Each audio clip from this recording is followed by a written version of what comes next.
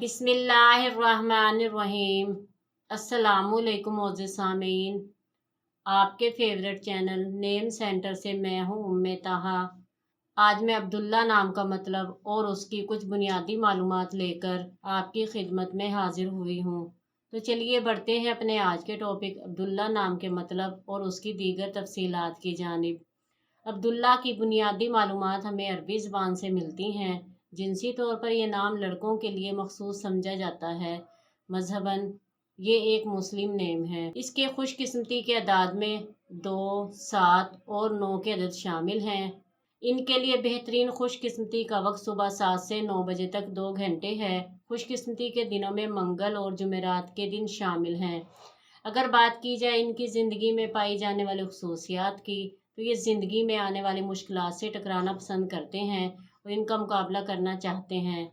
इनका हाकिम स्यारा मरीख है। खुशकिस्मती की धातों में तांबा और लोहा शामिल हैं। खुशकिस्मती के रंगों में सुर्ख और बनफशी रंग शामिल हैं। खुशकिस्मती के पत्थरों में रूबी शामिल है। तो चलिए बढ़ते हैं अपने आज के टॉपिक अब्दुल्ला नाम के मतलब की जानिब। ये नबी करीम सल्लल्लाहु अलैहि वसल्लम के वालिद मोहतरम का इस्म मुबारक है, जिसका मतलब है अल्लाह का बंदा। उम्मीद है आपको हमारी आज की ये वीडियो बहुत पसंद आई होगी।